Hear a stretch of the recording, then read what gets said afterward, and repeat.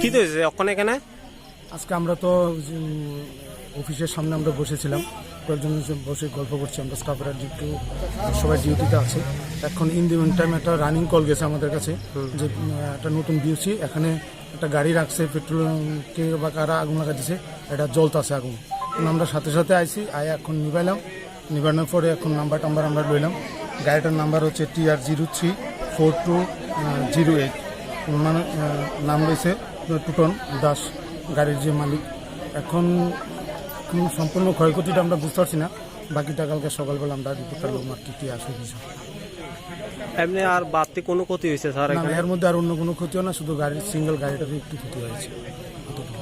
এখানে ওখানে যে আগুনটা লেগেছে এই বিষয়ে আপনি কি বলবেন?